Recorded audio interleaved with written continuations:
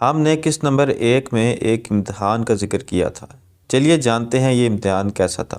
جب فتح علی خان کا خواب ٹوٹ گیا اور انہیں یقین ہو گیا کہ بیٹا ڈاکٹر نہیں بن سکتا، فتح علی خان کے چیلم پر جب نصرت کے خواب میں والد آئے، فتح علی خان اور نصرت کی کیا باتیں ہوئیں؟ اس ملاقات کے بعد نصرت کی آواز کیسے اچھی ہوگی؟ نصرت تھک ہار کر رونے لگے اور چچا مبارک بھی ان سے مایوس ہو گئے۔ ایسے ہی واقعات آپ کے ساتھ شیئر کریں گے۔ چلتے ہیں ویڈیو کی طرف۔ یہ اس سیریز کی قسط نمبر 2 ہے۔ کلکتہ کا ایک مشہور گائک پنڈت دینا ناتھ پاکستان کے دورے پر آیا ہوا تھا۔ سارا پاکستان گھوم کر وہ فیصل آباد آ گیا۔ فتح علی خان سے اس کی شناسائی تھی، اس کے پاس آ کر ٹھہرا۔ باتوں باتوں میں فتح علی خان نے پنڈت سے پوچھا، سنائیں پنڈت جی، کیسا رہا پاکستان کا دورہ؟ پنڈت نے جواب دیا، بالکل فضول، بیکار، سر گلے میں تڑپ رہے ہیں، گانے کو ترس گیا ہوں۔ کیوں پنڈت جی؟ ارے فتح علی خان کیا گاؤں؟ کوئی طبلے پر سنگت کی حامی برے تو گانا شروع کرتا ہوں تو طبلے والا طبلے پر ہاتھ رکھ کر بیٹھ جاتا ہے۔ بس اپنی گائیکی جیسی لایا تھا، واپس کلکتے لے جا رہا ہوں۔ پنڈت جی یہ کہہ کر سونے چلے گئے۔ فتح علی خان سوچ میں پڑ گئے کہ پنڈت کیا کہہ گیا، کیا پاکستان میں کوئی اس کی سنگت کے قابل نہیں؟ وہ اسی سوچ میں گم تھے کہ نصرت اسکول سے واپس آ گیا۔ فتح علی خان نے بیٹے کو دیکھا، بالکل اس طرح جیسے ایک مالی کیاری میں لگے پودے کو پروان چڑھتے دیکھتا ہے۔ چند لمحے اسے غور سے دیکھتے رہے، پھر اچانک کسی فیصلے پر یقین کی مہر لگائی اور اشارے سے پاس بلایا۔ فتح علی خان کو یقین تھا کہ نصرت ہارمونیم کے ساتھ ساتھ طبلے پر بھی ریاض کرتا ہے۔ اسے قریب اٹھایا اور کہنے لگے، پنڈت دینا ناتھ کہتے ہیں کوئی طبلے والا ان کے ساتھ سنگت نہیں کر سکتا۔ نصرت نے جواب دیا، آپ کی اجازت ہو تو میں حاضر ہوں۔ فتح علی خان کا سینہ خوشی سے پھول گیا۔ بیٹے کو 2-4 گر کی باتیں بتلائیں۔ نصرت نے مشق کر کے انہیں ذہن نشیں کر لیا۔ شام کو پنڈت جی سے گانے کی فرمائش کی گئی تو انہوں نے کہا، مگر طبلے پر سنگت کون کرے گا؟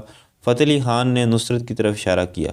پنڈت ہنس کر کہنے لگے، ارے یہ موٹو نصرت، ہاں ہے موٹو مگر ذہن بہت باریک ہے۔ پنڈت نے یہ سوچ کر گانا شروع کر دیا کہ فتح علی خان کا بیٹا ہے، ہاتھ چلا ہی لے گا۔ گانا شروع ہوا۔ نصرت نے سوچا، پہلی بار باپ نے میدان میں چھوڑا ہے، ناکام ہوا تو ساری عمر اعتماد قائم نہیں رہ سکے گا۔ نصرت کی انگلیاں بجلی کی طرح طبلے پر تھرک رہی تھی۔ وہ پنڈت کو یقین دلانا چاہتا تھا کہ میدان میں تمہارے مد مقابل عظیم فتح علی خان کا بیٹا ہے، سنبھل کے بول پکڑنا۔ اور پنڈت گانا روک کر حیرت بھری نظروں سے نصرت کو دیکھ رہا تھا۔ آخر اس نے نصرت کو گلے لگا لیا، چوما، داد دی۔ مستقبل کے بڑے فنکار نصرت کی یہ پہلی کامیابی اور جیت تھی۔ فتح علی خان کا سپنا ٹوٹ گیا۔ ادھر فتح علی خان کو نصرت کی آنکھوں میں سور کی پرچھائیاں دیکھ کر یقین ہو چکا تھا کہ یہ چیر پھاڑ کرنے والا ڈاکٹر نہیں بن سکتا۔ چنانچہ اپنی آرزو کو مجبوری کی زمین میں دفن کر کے اس نے بیٹے کو سر سنگیت کے راز و اسرار سمجھانے شروع کر دیے۔ نصرت میٹرک کا امتحان پاس کر چکا تھا، چنانچہ اس نے کتابوں کے دروازے بند کر کے راگ راگنیوں کے دریچے کھولنے شروع کر دیے، سنگیت کے کٹھن اور مشکل راستوں کے خطرناک موڑ بتلائے۔ مگر اس سفر میں فتح علی خان بیٹے کا ہاتھ پکڑ کر اسے منزل تک نہ پہنچا سکا۔ فتح علی خان کی وفات پورے خاندان کے لیے ناقابل برداشت حادثہ تھی۔ مبارک علی خان اب تنہا تھا، قوالی ان کے خاندان کی پہچان تھی، اسے یہ روایت ختم ہوتے نظر آ رہی تھی، کیونکہ فتح علی خان اس کا دایاں بازو تھا۔ اس ساری پریشانی میں اسے نصرت کا بالکل خیال نہ آیا، بلکہ اس کے بارے میں سوچ کر اسے فکر لاحق ہوتی تھی۔ فتح علی خان کے شاگرد نصرت سے بالکل مایوس ہو چکے تھے۔ انہیں یقین تھا کہ قوالی کرنا نصرت کے بس کی بات نہیں۔ کچھ لوگ نصرت کی باریک آواز پر اعتراض کرتے، کچھ کا خیال تھا کہ جو موٹاپے کے ہاتھوں خود نہیں سنبھلتا وہ قوالی کو کیا سنبھالے گا۔ کچھ شاگردوں نے تو سر پیٹ لیا کہ 6 سالہ قوالی کی روایت فتح علی خان کے گھر سے رخصت ہوئی۔ ان مختلف آوازوں سے مبارک علی اور خود نصرت کو الجھن ہوئی۔ مبارک علی خان کے اندر حوصلے اور ارادے کی ایک آواز ابھری جب فتح علی خان نصرت کے خواب میں آئے۔ استاد مبارک علی خان سوگ منانے والے لوگوں میں درمیان بیٹھا تھا، پر یقین انداز میں اٹھا، نصرت کا ہاتھ پکڑ کر اسے اپنے ساتھ کھڑا کیا اور بلند آواز میں پکارا، نصرت کو موسیقی کی تربیت میں دوں گا۔ آج تم جسے چھوٹا فنکار سمجھتے ہو، کل یہی عظیم فنکار بن کر ابھرے گا۔ یہ بات سن کر لوگوں پر مایوسی چھا گئی اور نصرت کے چہرے پر یقین اور اعتماد کا سورج نمودار ہونے لگا۔ استاد فتح علی خان کی وفات اور رسم چیلم کے درمیان کا عرصہ نصرت کے لیے ایک عذاب تھا۔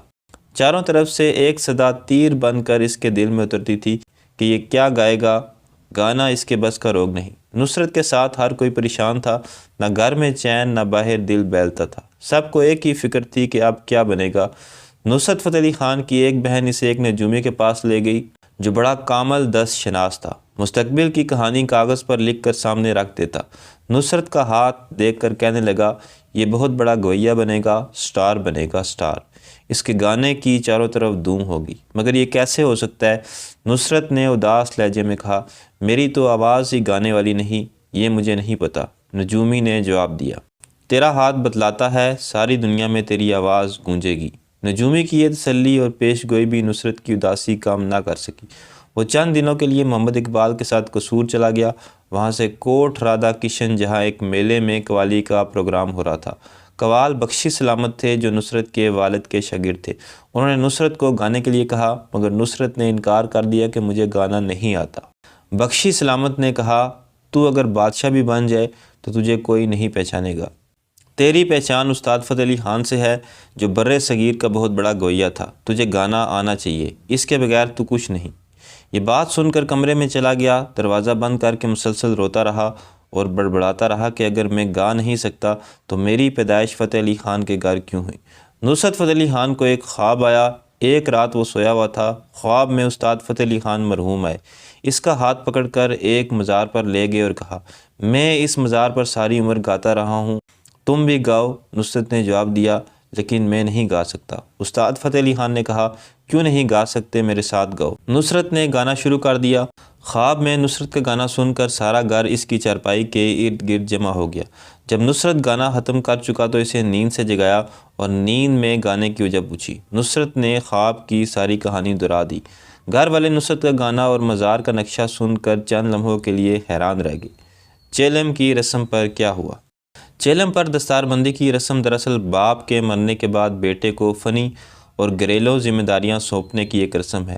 ایک عظیم اور بڑے فنکار کی موت کے بعد بڑے بیٹے کے سر پر پگڑی باندھ کر اس سے یہ امید رکھی جاتی ہے کہ بیٹا باپ کے فن کو آگے بڑھائے گا۔ استاد فتح علی خان کی رسم چیلم پر جب نصرت فتح علی خان کے سر پر پگڑی باندھی گئی تو شاگردوں نے کہا، گانا اسے کہاں آتا ہے، بس پگڑی باندھنے کا شوق پورا کر دو۔ رسم دستار بندی کے بعد نصرت فتح علی خان کو کہا گیا کہ چلو اب جو اچھا برا گانا آتا ہے سنا دو تاکہ یہ رسم بھی پوری ہو جائے۔ نصرت شاگردوں کے فکروں سے غصے میں آ گیا اور کلاسیکی بندی شروع کر دی۔ جن لوگوں نے نصرت کو پہلے نہیں سنا تھا وہ حیران رہ گئے۔ نصرت تھک کر رونے لگے۔ ایک بار منگلا جھیل کے پار ایک گاؤں سے انہیں قوالی کا دعوت نامہ آیا۔ راستہ بڑا خطرناک تھا، ایک لانچ میں بیٹھ کر پہلے منگلا جھیل کراس کرنا تھی، اس کے بعد کچھ میلوں کا پتھریلا راستہ تھا۔ بہرحال ساری پارٹی لانچ میں بیٹھی۔ چاروں طرف پانی دیکھ کر سب لوگ راگ راگنیاں بھول گئے۔ جھیل کے درمیان لانچ کا پٹرول ختم ہو گیا۔ نصرت بچہ تھا، گھبرا گیا، کسی نہ کسی طریقے سے کنارے تک آئے۔ آگے راستہ پتھریلا، نصرت بچہ اور پھر موٹاپا۔ راستے میں کئی بار گرا، کئی بار اٹھا، آخر ایک جگہ تھک کر بیٹھ گیا اور زارو قطار رونے لگا۔ نصرت کے چچا استاد سلامت علی خان نے نصرت کے شانے پر ہاتھ رکھا اور پیار سے کہا، بس یہی علاقہ رہ گیا ہے جسے ہمارے خاندان نے فتح نہیں کیا۔ پارٹی کے ایک بزرگ ممبر نے کہا، سبحان اللہ، آسان اور سرسبز علاقے تم بھائیوں نے فتح کر لیے، اس کے لیے یہ خطرناک علاقہ بچا لیا کہ نصرت پیدا ہوگا تو فتح کرے گا، پہلے اس علاقے پر قبضہ کر لیا ہوتا۔ نصرت نے چچا کے کہنے پر ہمت باندھی، اٹھا اور پھر چلتا رہا۔ اپنے ابتدائی زمانے میں نصرت کو ایسی مشکلات کا عملی سامنا کرنا پڑا کہ اگر اس کی جگہ کوئی اور ہوتا تو گانا چھوڑ دیا ہوتا، لیکن نصرت نے اپنے چہرے پر کبھی ملال یا مایوسی کی سلوٹ نہیں آنے دی۔ قسط نمبر 2 ملتے ہیں قسط نمبر 3 میں، تب تک اللہ حافظ۔